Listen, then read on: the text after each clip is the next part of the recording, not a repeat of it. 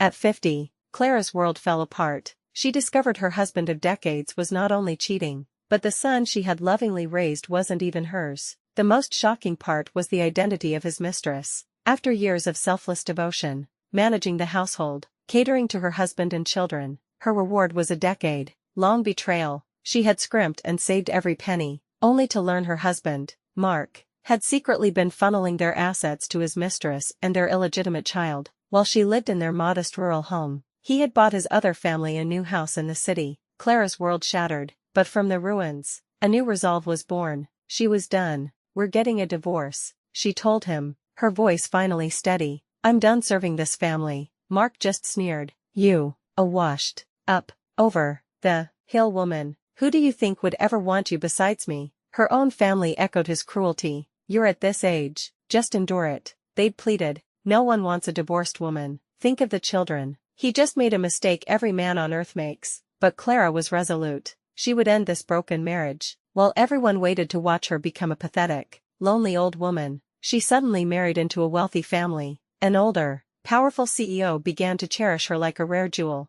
And her ex-husband, the last she heard, he had completely lost his mind. It all began in a sterile hospital corridor. "The patient needs an urgent blood transfusion. Who are the family members?" the doctor yelled. Rushing out of the operating room, Clara stepped forward immediately. "I can give him blood." "What's your blood type?" "I'm type A," she answered, her voice tight with worry. The doctor didn't even look at her. "The boy is type O." He then turned to her husband. "Mark, what about you?" "I'm type O," Mark said. The doctor froze, a look of confusion on his face. "Wait, how can a type A mother and a type O father have a type O child?" Clara felt as if she'd been struck by lightning. The world tilted on its axis. She grabbed the doctor's sleeve, her voice trembling. "Doctor, what are you trying to say?" "I mean, you too, doctor." Mark's voice cut in, sharp and panicked. "The boy's life is on the line. Let's get the blood transfusion done first." The doctor glanced at Mark's desperate expression and understood immediately.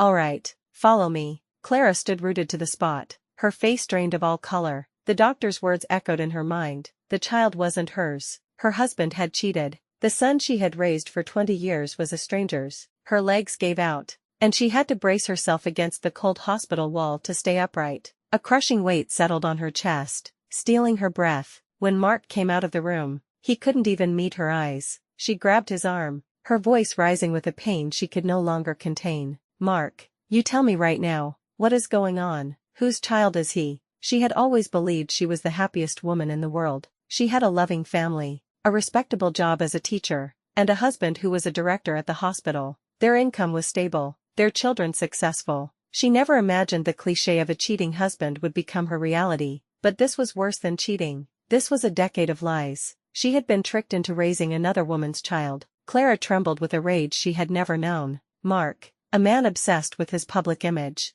was furious at being confronted so openly in the hospital. "What are you shouting for? This is a hospital. We can talk about this after Ethan wakes up." But Clara couldn't be calm. A fire was raging in her chest. For the first time in their marriage, she lost all composure. "No, I want you to tell me now. Who is the mother? And what else have you been hiding from me?" Mark's anger exploded. He shoved her away. "Will you ever stop? It's just one child, 4 years. My cousin Helen has helped raise him. And the money I give you each month is more than enough to support a child. What more do you want?" Clara stumbled backward, her heart shattering. She looked at the man she had spent more than 2 decades with, now a complete stranger. The physical pain was nothing compared to the agony in her soul. "Mark," she asked, her voice dangerously calm, "who is his mother?" Mark glanced around nervously, seeing the curious stares of onlookers. He was a man who lived for appearances. He bent down, trying to pull her up. "Let's go home and I'll explain." "It's not what you think." She slapped his hand away and scrambled to her feet, her body aching but her mind clear. "Let's get a divorce." "Clara." He reached for her, but she was already gone, running out of the hospital as if fleeing a monster. Back home, she locked herself in her room, her fists clenching the bedsheets. If it hadn't been for Ethan's car accident, for that desperate need for blood, she would have lived and died in this lie.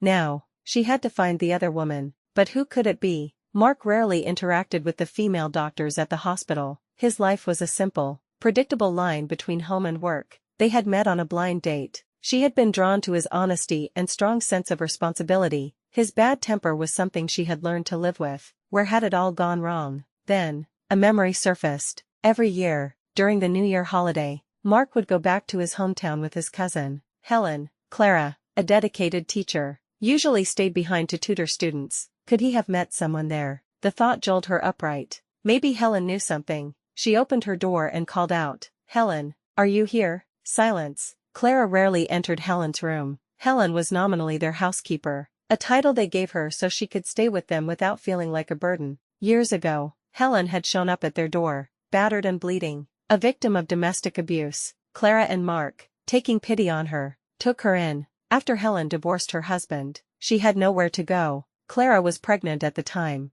and Mark suggested Helen stay on as a paid helper. It seemed better than hiring a stranger. Seeing the room was empty, Clara was about to leave when her eyes fell on a cardboard box on the nightstand. It looked familiar. Wasn't that the package Mark had picked up last week? She remembered it clearly. She had accidentally opened it, and Mark had thrown a fit, yelling at her for invading his privacy. She never saw what was inside. What was it doing in Helen's room? Confused, Clara walked over and lifted the lid. Her breath caught in her throat. The box was filled with an assortment of sex toys. Helen was single. Why would she have these shameful things? And this was Mark's package. A horrifying thought exploded in her mind, so vile she could barely process it. Her fingers trembled. No, it couldn't be. Helen and her husband, they were cousins. She tried to dismiss the suspicion. She was being paranoid, but then, other memories flooded back. The night she'd wake up to find Mark gone from their bed. When she asked, he'd always say he was in the next room, reviewing patient files. She knew he was ambitious and never questioned it. Suddenly, a sound from outside startled her. She quickly put the box back. As she turned to leave, the doorknob twisted. Her breath hitched. It was her daughter, Sophie. Clara let out a sigh of relief. "You scared me to death. Why don't you ever knock?" Sophie gave her a strange look. "Mom, what are you doing in Aunt Helen's room? You look like you're sneaking around." Clara realized she was standing stiff as a board. "Don't be ridiculous." Sophie shrugged. "I'm just getting the lipstick she bought for me." As Sophie rummaged through a drawer, Clara's mind was in turmoil. Should she tell her? She had to. She couldn't bear this alone. Just as Sophie's hand pulled open another drawer, Clara grabbed her wrist. "Sophie, Mom needs to tell you something." Seeing the grave expression on her mother's face, Sophie's heart sank. "Mom, what is it? Don't tell me Ethan didn't make it." "No, it's your father. He's having an affair." "What?" Sophie's voice shot up. Clara told her everything. The blood types, the box, her suffocating suspicions. Sophie was aghast, nearly jumping to her feet. "Mom, you must be mistaken. Dad, how could he cheat? He's such an honest man. And with Aunt Helen, that's even more ridiculous." It felt like a nightmare. Her father cheating was one thing, but with her great aunt, not even a soap opera would be this dramatic. She shook her head, refusing to believe it. "Mom, you must have it wrong. Maybe you're just stressed. Are you hitting menopause? It's okay. I can get you some medicine from the hospital, and you'll be fine." Sophie patted her mother's shoulder, ready to dismiss the whole thing. "Don't you believe me either?" Clara's voice was laced with despair. Sophie had always been her sweet, obedient daughter, her little confidant. She had chosen to tell her first, hoping for an ally. Instead, she was being treated like a hysterical, menopausal woman. Sophie's shoulders slumped in frustration. "Mom, how can I believe this? First, you say Ethan isn't your son. Then you say Dad's affair is with Aunt Helen. It's all too shocking. I know you women at your age get suspicious. Just stay home and rest for a few days." "Okay." With that, Sophie closed the door and left. Clara sank onto the bed, her gaze falling on the box. Was she really just overthinking it? Was this all a misunderstanding? Her mind was a chaotic mess. Just then, a sharp voice pierced the silence from the living room. "Clara, Clara." Clara's heart leaped. The mother-in-law is back. She rushed out to find Linda, Mark's mother, standing with her hands on her hips, her face a mask of fury. Clara approached her cautiously. "Mom." Linda had always been a domineering woman. Her husband died young, and she had raised Mark alone, hardening herself against a world that was cruel to widows. Mark had always told Clara to just give in to her, that her personality was a product of her hard life. Linda pointed a finger at Clara, her voice shrill. "I told you this morning I wanted pumpkin porridge for dinner. I come home to a cold stove. You can't even handle one simple thing. I just got back from the hospital. Ethan was in a car accident." Linda was instantly on high alert. "What? Ethan's in an accident. How is he? He should be fine. Mark already gave him a blood transfusion. A transfusion? A strange look crossed Linda's face. Clara didn't miss it. Did her mother-in-law also know Ethan wasn't her son? The thought was chilling. If Linda knew, then this deception was a family affair. Clara gathered her courage. Mom, the doctor said my blood type doesn't match Ethan's. It means I'm not his biological mother. Did you know your son had another woman? Linda hesitated for only a second before her domineering mask snapped back into place. Clara, are you getting too comfortable? You're living a good life and don't know how to be grateful. Of course, Ethan is your son. You gave birth to him. Have you forgotten? Though she sounded indignant, Clara could hear the tremor in her voice. She pressed on. Mom, is Helen really your family? Are she and Mark truly cousins? Linda's eyes turned fierce. What nonsense are you talking about? Clara, are you losing your mind? What are you trying to say? Something snapped in Clara. The words tumbled out before she could stop them. I suspect Mark and Helen are doing something shameful behind my back. Linda nearly slapped her. You wretched woman. What are you spouting? Helen is his cousin. How could they possibly? She was heaving, shoving Clara. You dare slander my son. If this gets out, what about his career? Clara, you damn woman. We feed you, we clothe you, and you're not grateful. Instead, you accuse my son of wronging you. What? You want to leave? I'm telling you, I never wanted you for Mark in the first place. A woman like you doesn't deserve him. Her voice reached a fever pitch. Besides, so what if my son found another woman? Which man doesn't have a little fun on the side? You're 50 years old. What's the point of making a fuss? Clara was stunned. How could her mother-in-law say such things with a straight face? So, that meant, Mom, you knew he had another woman. So tell me, who gave birth to Ethan? Her suspicion was now a certainty. Linda's reaction was too abnormal, and the science backed her up. She had checked on her way home. A type A and type O parent could not have a type O child. Mark's package of sex toys in Helen's room. The nights he was missing from their bed. The web of lies was tightening around her, and she desperately needed the truth. Just as their argument reached its peak, the front door opened. It was Helen, back with groceries. She looked at the scene, confused. Clara, Auntie, what's going on? Linda pointed a venomous finger at Clara. It's this madwoman. She's saying Mark has another woman, and she's accusing you of being the mistress. Has she gone crazy? Helen's face changed, but Clara couldn't tell if it was shock or guilt. She stood frozen for a moment before rushing to Clara's side. Clara, what are you saying? Mark and I'm his cousin. Even if you can't accept that he has another woman, you can't just accuse me. This is absurd. Clara let out a cold, humorless laugh. Absurd was an understatement, but all the evidence pointed in this horrifying direction. Since they were all here, she might as well lay her cards on the table. Helen, I'd like to ask you what was in the box on your nightstand. The nightstand? Helen seemed to draw a blank. Then her cheeks flushed. That. Clara, how could you go into my room? I didn't. Sophie went in to get her lipstick and saw it by accident. Clara used her daughter as a shield. Helen, remembering the contents of the box, bit her lip, unsure of what to say. Clara pressed her. Helen, if I remember correctly, you're single. You've been divorced for years. Why would you have those kinds of things? And why were they delivered in a package addressed to Mark? Linda stepped in. Clara, have you had enough? She's your cousin. How can you question her like this? Do you have any manners? And you call yourself a teacher. In the past, this would have been enough to make Clara back down. For the sake of peace, she had always endured her mother-in-law's tyranny. But now, her husband had cheated. Her son wasn't hers. If she endured this, she wasn't a wife. She was a doormat. She stood her ground. I won't let this go until I have a clear answer. Linda scoffed. Oh, you're rebelling now, are you? Clara, take a look at yourself in the mirror. You're 50 years old. Your children are grown. Can't you just live your life in peace? Do you have to make everyone miserable to be happy? Clara ignored her, her eyes fixed on Helen. Helen,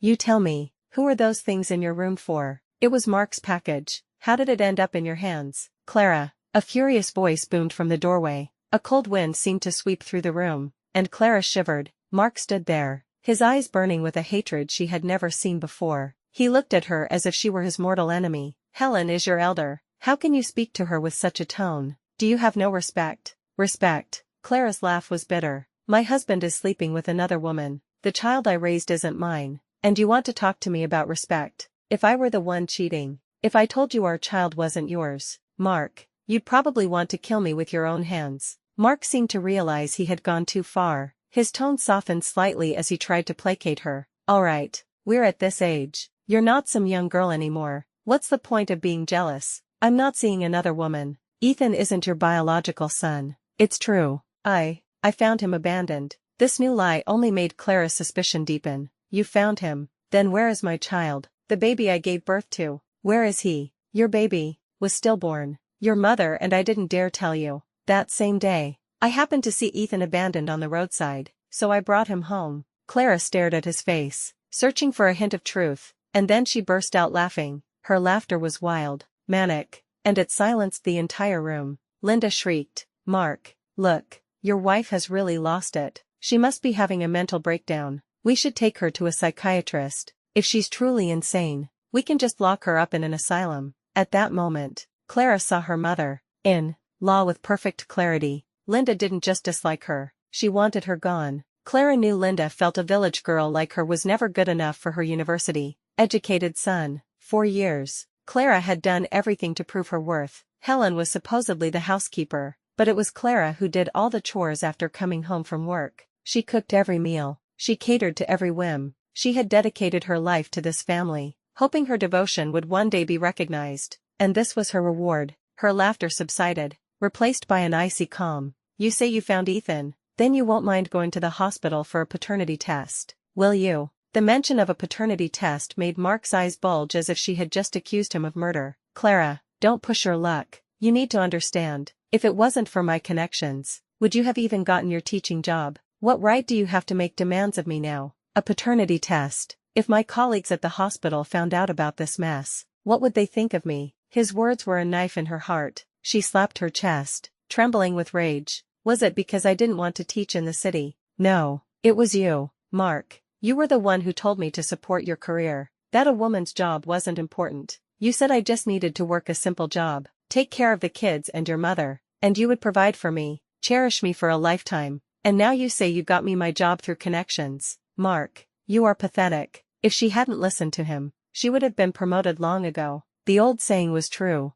A woman should never give up her career for her family. She had finally learned that lesson, tired of the endless back and forth. Mark laid down his final, cruel ultimatum. Clara, either you live with it, or we get a divorce. I'd like to see if a woman your age can find anyone better than me. You should be grateful I don't find you old and repulsive. Clara couldn't believe this vile creature was the man she had married. She had finally seen his true face. She lifted her chin, her voice ringing with newfound strength. Fine, let's get a divorce, and whoever backs out is a coward. With that, she stormed out, slamming the door so hard it rattled the house, and the hearts of everyone inside. After Clara left, Linda turned on her son. See what you've done? You've spoiled her. I told you, a woman needs to be disciplined. Did you see her face just now? How dare she speak to me like that? Mark's mood was foul. He ran a hand through his thinning hair. Enough, Mom. It's not the time for this. Linda reluctantly dropped the subject, but a new worry surfaced. Mark, are you really going to divorce her? He snorted, a flicker of his old arrogance returning. Let her talk. What is she? 50. Who would want her? She's just been living too comfortably. I give her a good life, and she's still not satisfied. Don't worry. In a couple of days, she'll come to her senses and beg me to take her back. Linda considered this. It made sense. A woman from the mountains like Clara had hit the jackpot by marrying a doctor. Who else would she find? Linda relaxed, a cruel smile playing on her lips. Clara was a pain, but she was a useful pain. But the thought of Ethan, her grandson, brought back her frustration. You're unbelievable. After all these years, how could you let her find out? Mark was just as annoyed. How was I supposed to know the doctor would demand a blood transfusion? And that idiot doctor. This kind of thing happens all the time. Why did he have to blurt it out? The more he thought, the angrier he got. If he hadn't said it in front of Clara, none of this would have been exposed. Helen, who had been silent, finally spoke. How are you going to explain Ethan to Clara?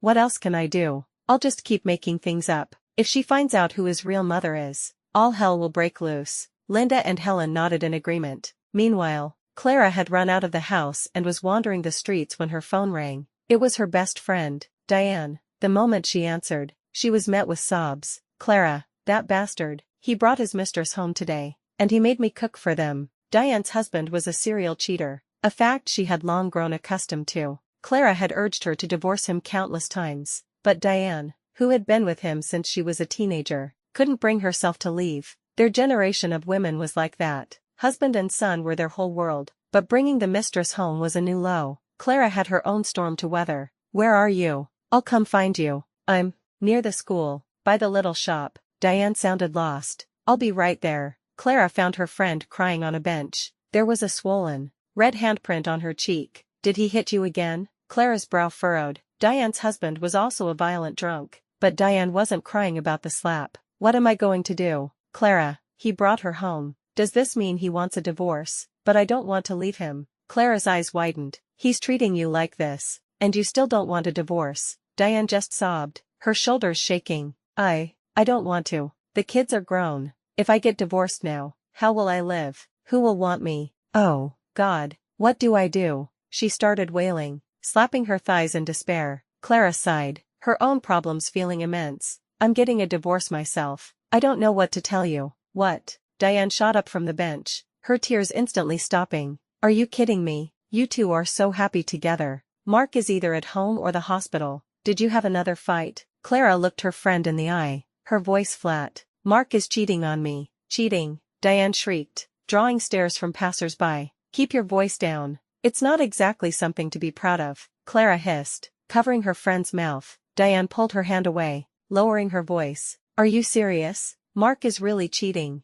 You must be mistaken. I don't know who the woman is yet, but I'm sure he's betrayed our marriage." Clara explained the situation, and Diane's expression turned from disbelief to horror. This is insane. Ethan isn't yours, and you suspect it's your cousin Helen. Their family. This is too twisted." Clara shrugged, a bitter smile on her lips. "If an outsider like you is this shocked, you can imagine how I felt." It was like a lightning bolt from a clear sky. Diane patted her shoulder, her eyes full of pity. "Clara, I know this is hard, but listen to me. We're in our 50s, not 20-year-old girls. If we get divorced, who will we find? Our children are getting married. Who's going to take care of us when we're old and useless?" Clara wasn't surprised to hear this from Diane. If she wouldn't leave a man who brought his mistress home, of course, she would advise caution. She was the queen of endurance. "So you want me to swallow this? To turn a blind eye while he carries on with another woman, and pretend another woman's son is my own?" Just thinking about it made Clara's blood boil. Diane took on a practical tone. "Okay, think about it. If you divorce him now, what do you get? The mistress hasn't said a word. She's probably just waiting for you to make the first move. Then the husband, the child, everything will be hers. And you'd just be a stepping stone for her." Clara's chest heaved. "But I can't stand it. I've been like a slave to him, to his mother, to the children. How could they do this to me?" Diane beckoned her closer. "Come here, let me give you an idea." After listening to Diane's advice, Clara looked at her with newfound respect. "You know, they say you can only think clearly when you're not in the middle of the storm. For now, I'll listen to you." "Exactly. If you rush into a divorce now, what about the assets? Your kids aren't married yet. A lot of families don't want to marry into a divorced family. Even if you're not thinking about yourself, you have to think about the kids." Deep down, Clara was still a traditional woman. If Mark hadn't pushed her to the absolute limit, she would never have considered divorce. She decided to follow Diane's advice. She would go back, observe,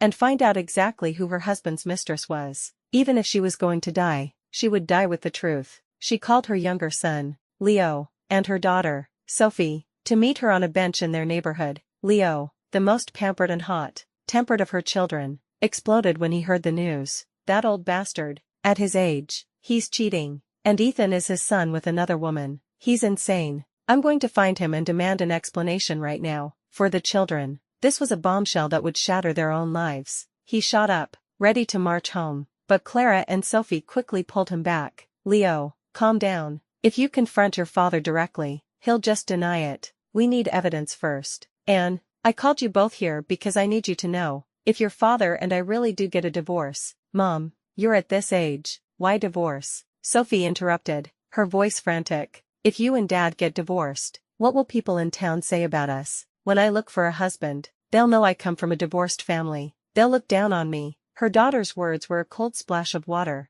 She had expected Sophie, like Leo, to be outraged on her behalf. Instead, her first thought was of her own reputation. Clara turned her gaze to Leo. "What do you think, Leo, who had been ready for war just moments before, now looked like a deflated balloon. His voice was quiet. Mom, are you really going to divorce Dad? If you do, who will you live with? I don't want a man like that living with me. He'd probably bring home a parade of women. What would my girlfriend think? The words from her own children were like daggers to her heart. After all these years, not one of them was truly thinking of her. Sophie, seeing the redness in her mother's eyes, tried to soften her tone. Mom, it's not that we won't support you. It's our duty. I just don't think a divorce is necessary. No matter how many women Dad finds, we'll never let them take your place. Leo chimed in. Yeah, Mom, we won't agree to it. As for Ethan, we'll deal with that later, but we can't let him inherit any of the family property. Clara had poured her heart into raising Ethan, only to find out he wasn't hers. That was the most fatal blow. Even if her husband's heart had strayed, she thought she still had her children. But now, she had called them here to prepare them, to let them know the truth. We'll see, she said, her voice weary. She rose slowly from the bench. Her phone buzzed. It was Mark. She answered, her voice cold. What is it? It's getting late. Why aren't you home to cook? It's such a small thing. Are you really going to make a big deal out of it? It's not like I committed some unforgivable crime. And I told you, Mom wants pumpkin porridge and steamed crab tonight. Get it ready. With that, he hung up. A self-deprecating laugh escaped Clara's lips. Mark was so used to ordering her around that even now, he thought she was just throwing a tantrum, that she would never actually divorce him. Leo had heard every word. He rolled up his sleeves, ready to fight for his mother's honor. He still dares to be so arrogant. If it weren't for him, our family wouldn't be in this mess. And he still has the nerve to order you around.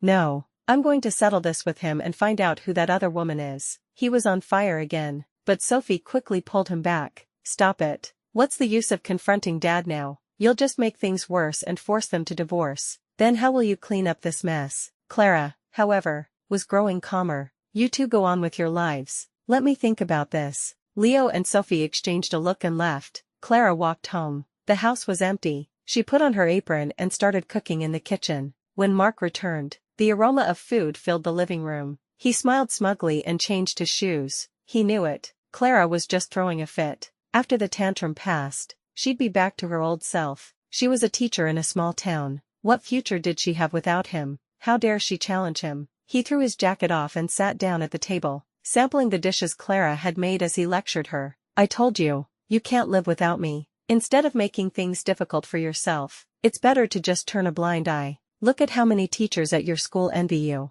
A girl from the countryside. You hit the jackpot with me. It's the luck of 3 lifetimes. If it weren't for me, your mother would have married you off to the village mute. Would you have the life you have today? He rambled on, then held out his bowl to Clara as she brought another dish to the table. Get me some rice. Clara, holding the plate, walked right past him as if he were invisible. She set the dish down, sat, and began to eat. Mark's face changed instantly. He slammed his bowl and chopsticks on the table. I told you to get me some rice. Didn't you hear me? Clara glanced at him coldly and then snatched the chopsticks from his hand. Mark, I used to cook for you and your mother because I thought you were different from other men. 4 years. You worked hard. You were dedicated to your family. And I saw that. So even when you were in a bad mood, I didn't mind. But now you've become so arrogant you don't even know your own name. You've lost even the most basic respect for me. And since we're getting a divorce, this is my food. If you want to eat, cook it yourself. Mark watched, stunned, as Clara took his chopsticks. His face contorted with rage. He had a temper. And after years of Clara's submission, her sudden defiance was a blow to his ego. He watched her eat slowly, completely ignoring him. He couldn't stand it. Clara, you've got guts. Let's see how long you can keep this up. He roared, then stormed out of the house, slamming the door behind him. Clara just shrugged, continuing her meal. It felt good to live for herself, to not have to consider anyone else's feelings. This was the first time in over 20 years of marriage that she had stood up for herself so firmly. After dinner, she cleaned up and went to her room. Her eyes fell on a family photo on her nightstand, and a wave of sadness washed over her. They were once a happy family. How had it come to this? A clap of thunder outside made her jump, and the photo frame fell to the floor. As she bent to pick it up, she noticed a wooden box under the bed. It was old but exquisitely crafted, like an antique. She pulled it out. It had a combination lock. In all her years in this house, she had never seen this box. Instinct told her it was important. She tried various combinations. The children's birthdays, her own, But nothing worked. Then, for some reason, she thought of Helen. Helen had lived with them for years, and Clara remembered her birthday. With trembling fingers, she dialed the numbers. The last digit clicked into place, and the box sprang open. Her heart pounded, even though she suspected the truth. Seeing that Mark had used Helen's birthday as the password was a physical blow. She lifted the lid. Inside was a file. When she saw the words property transfer agreement, her face went white. The final line of the document read, "Transferee, Helen." In that moment, Clara felt her world collapse. If there was nothing between them, why would he transfer the property to Helen? He was preparing for this. He was planning to divorce her and had already started moving their assets. He was ready to cut her loose without a second thought for their years together. If he was going to be so ruthless, why should she show him any mercy? She wasn't going to wait until she was schemed out of everything and kicked to the curb. Clara clutched the document and immediately called her children home. Leo and Sophie arrived, bewildered at being summoned again.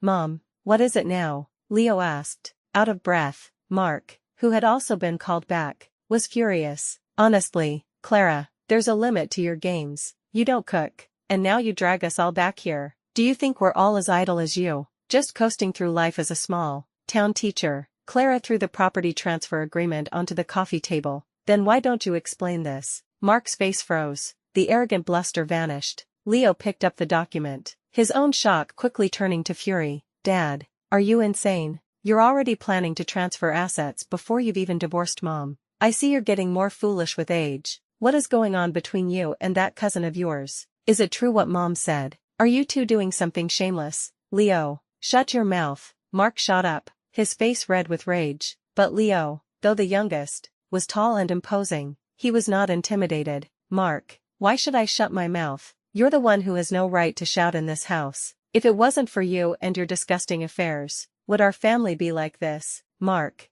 a respected director at the hospital, couldn't tolerate his son's disrespect. "Leo, you ungrateful brat. I worked hard to send you to school. Without me, you wouldn't have your respectable job. And now you dare to defy me. Have your wings grown so tough?" Sophie stepped between them. "Dad, stop shouting. Just explain what's going on with Aunt Helen, and this property transfer. Are you really planning to divorce Mom?" Leo rolled up his sleeves. "If you don't give us a clear explanation, don't blame me for forgetting we're father and son." Faced with his children's united front, Mark's bravado crumbled. He was afraid of his youngest son, whose temper mirrored his own. But more than that, he was afraid of being old and alone. He had to rely on Leo for his future. His tone softened. "You've misunderstood. I was just thinking. With the upcoming demolitions and relocations, your Aunt Helen is all alone. No children, no one to depend on. Besides, no one at the hospital knows we bought this house, which allows us to get subsidies. It would be troublesome if they found out. So it's better to transfer it to her name for now. We're all family." After all, it was a pathetic excuse, and no one bought it. Even Sophie couldn't stand it. "Dad, at a time like this, do you still have to lie? Don't force us to take you and Ethan for a paternity test. You can't hide this forever." Mark was still stubborn, playing the victim. "How can your minds be as filthy as your mother's?" Leo had had enough. He grabbed his father's wrist. "Since you won't tell the truth, fine. Ethan is at the hospital right now. We'll get Aunt Helen and do a paternity test. If they're not related, I'll apologize to you personally." He pulled out his phone, ready to call Helen. "I won't go. I won't go." Mark struggled, his voice filled with panic. Leo's eyes were bloodshot. "You said there was nothing between you and her, so who's the filthy one now?" "It's not the kind of relationship you're imagining," Mark yelled. Clara, who had been sitting silently, let out another cold laugh. "Mark, if it's not that kind of relationship, then why are there sex toys in her room? I never realized you had such vibrant hobbies at your age. Aren't you disgusted with yourself?" The memory of the things she had seen, the thought of the countless nights they must have spent together behind her back, sent a wave of fury through her. Mark broke free from Leo's grip, his hair a mess, his face a kaleidoscope of shame and anger. "You're all just trying to drive me to an early grave," he screamed, then fled the house. Leo wanted to chase him, but Clara stopped him. "Let him go. It's useless." The evidence was right in front of him, yet he refused to admit it. Leo sat back down, fuming. He's so old. How could he do something like this? "Mom, are we sure we're not mistaken? Dad and Aunt Helen, it's just," even he, a grown man, couldn't bring himself to say the words. Clara then noticed Sophie, standing by the side like a wooden doll, silent. She touched her arm. Sophie, what's wrong? Sophie looked up, her face pale. Mom, there's something. I don't know if I should tell you. Clara took her daughter's hand. Tell me. Actually, a long time ago, when I was a kid, I heard Grandma say that the real Aunt Helen committed suicide from depression many years ago. The word struck Clara like a physical blow. She gripped the sofa, her knuckles white. What? What did you say? Even Leo was stunned. Sophie, don't scare me. It's broad daylight. Aunt Helen has been living with us all these years. What do you mean she committed suicide? Are you joking? Sophie scratched her head. I'm not sure. I was in high school. One night, I overheard Grandma talking to someone. I was half asleep and always thought it was a dream. I never thought about it again until Mom mentioned Dad and Aunt Helen. Clara felt like she was trapped in a spider's web. Each new discovery another sticky, suffocating thread. The kids debated, but the past was murky. Sophie's final plea was the same. Mom, no matter what, I don't want you to divorce. It's our family shame. If you divorce, there will be gossip. It will affect my job, my future marriage. How will I ever hold my head up? It was the same selfish refrain. Clara's heart ached. Her children's happiness was important, but what about hers? For decades, I put up with your grandmother's attitude, your father's temper. Besides teaching, I've taken care of everyone in this family. Now, at my age, do I have to endure this humiliation too? She was in her 50s. She could live another 20, 30 years. Was she supposed to spend them simmering in this resentment? The children fell silent, each lost in their own selfish concerns. This family, she realized, was broken beyond repair. Her sacrifices had meant nothing. She was just a convenience, a tool. And now that the tool was broken, they didn't know how to fix it. Only that they didn't want to be inconvenienced by its shattering. Clara decided she couldn't just sit and wait for Mark to destroy her completely. She packed a bag and left for a few days without telling her children where she was going. Only that she needed a break. When she returned, she called Helen. Helen was surprised to hear from her. Clara, is there something you need? Helen, no, I shouldn't call you that anymore. I know you're at the hospital with Ethan. If you have a moment, I'd like to meet. Clara's voice was eerily calm. This unnerved Helen more than any shouting match would have. Clara, if this is about Mark, I can explain. No need to explain. I know everything. I'll be at the tea house near the hospital in 20 minutes. I'll wait for you. She hung up, giving Helen no chance to refuse. When Helen walked into the tea house, Clara studied her for the first time. Helen wasn't stunning. She was plain. But over the years, she had shed her rustic origins. She wore a gold bracelet and a gold necklace. Clara looked at her own bare wrists and neck. Her colleagues had often asked why she didn't wear jewelry. She always said she didn't like it. The truth was, they couldn't afford it. All of Mark's seemingly impressive salary went to the mortgage and supporting their large family. For years, she had scrimped and saved, worn the same clothes year after year, all for the sake of her children's future. And for what? A cheating husband and a child that wasn't hers. Even Helen now wore better clothes and finer jewelry than she did. Helen sat down, her discomfort palpable. You usually save your money. Why choose such an expensive place? Clara took a slow sip of her tea, savoring a luxury she had never allowed herself. I just figured it out. I saved every penny for my husband, but in the end, who knows whose pocket that money went into? Helen flinched. Clara, if you have something to say, just say it. Clara set her cup down. The time for politeness was over. I want you to move out of my house immediately, and I want you to never see Mark again. Helen's face paled, but she tried to play the victim. Clara, I've been in that home for so many years, and besides, I am Mark's cousin. Auntie Linda would never agree to this. Clara scoffed, still calling her auntie. At a time like this, don't you know your own identity? Helen's face froze. What do you mean? Clara slammed her hand on the table, her voice sharp and clear. You are not Mark's cousin, his real cousin. Helen committed suicide from depression 10 years ago. She only blamed herself for being so blind. A trip to Mark's hometown, a few conversations with the old neighbors, and the truth had unraveled. This woman,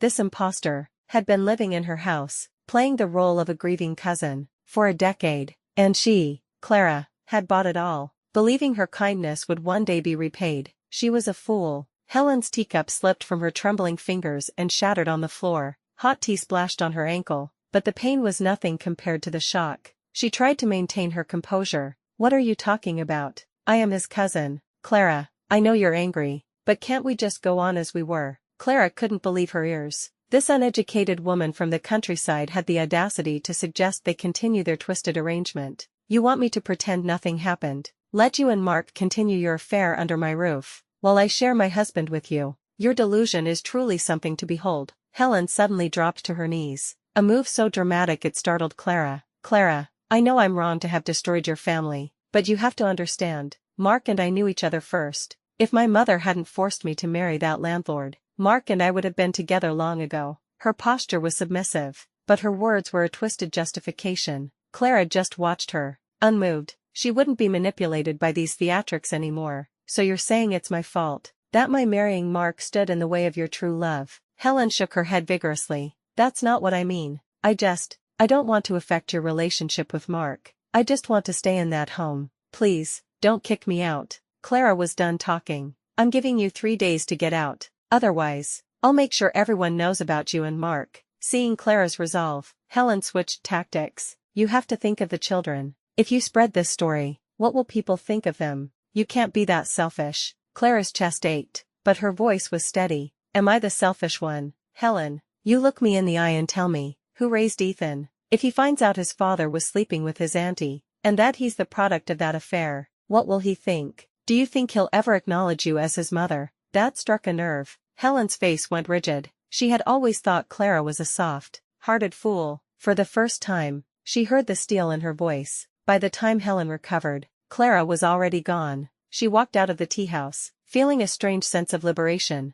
The battle was far from over, but she had won this first skirmish. Helen had to go. Her phone vibrated. It was Sophie. Mom, I saw your luggage. Are you back from your trip? Clara didn't hesitate. I just met with Helen. She admitted her relationship with your father, and I went to our old hometown. She is not his cousin. Sophie was stunned. The lies were deeper and darker than she had imagined. When Clara got home, she told her children everything she had discovered. The web of deceit spun by their father and his mistress left them speechless. This time, there were no excuses, no pleas to keep the peace. There was only a cold, hard reality to face. One day, years later, Clara sat in the sun-drenched garden of a beautiful villa, watching a handsome, silver-haired man play with their giggling grandson. The man was Arthur Kingsley, her husband, the CEO who had worshipped her from the moment they met. Her life had transformed in ways she could never have imagined. After the divorce, after Mark's spectacular downfall, she had reconnected with Professor Davis, her old mentor from university. He had been horrified to hear her story and, as a form of apology for introducing her to Mark, introduced her to another one of his former students, Arthur. Arthur had been a quiet, intensely private businessman who had lost his wife years ago. He was reserved, but from their first meeting, he had looked at Clara with a kindness and respect she had never known. Their love story was gentle, a slow bloom after a long winter. He cherished her quiet strength, her resilience, her gentle heart. He gave her a world she never knew existed, a world of security, unconditional love, and peace. As for the others, Mark, after being exposed for taking bribes at the hospital, lost his job and his reputation. The shock of losing everything, coupled with the news that Clara had remarried so spectacularly, had triggered a massive stroke. He was now a permanent resident of a nursing home, a shell of his former self, unable to speak or care for himself. A fitting end for a man who had only ever cared about himself. Helen, after Mark's downfall, had tried to latch onto another wealthy man, but her reputation preceded her. She ended up alone, impoverished, a bitter woman living in a tiny, rented room, her stolen years of comfort turning to dust. Linda, Mark's mother, was forced to sell what little she had to pay for his care. She lived a lonely, miserable existence, her pride and arrogance shattered. Leo and Sophie had eventually come to understand the depth of their father's betrayal and their mother's suffering. They became her staunchest supporters, overjoyed to see her find happiness with Arthur. And Ethan, the son she had raised, he had sided with his biological parents, blinded by their lies. When they fell, he was left with nothing. He tried to come back to Clara, begging for forgiveness and a share of her new life, but it was too late. She had given him a generous sum of money, enough for him to start over, but not enough to live a life of luxury. It was the last tie she would ever have to him. Clara watched as Arthur scooped up their grandson, his face alight with a joy that was infectious. He caught her eye and winked, a gesture that still made her heart flutter. She had once thought her life was over at 50. In reality, it was just beginning. She had lost a house but gained a mansion. She had lost a family built on lies but found one built on love. She had lost a man who saw her as a servant and found one who saw her as his queen. Sometimes, the most devastating endings are just the beginning of the most beautiful stories.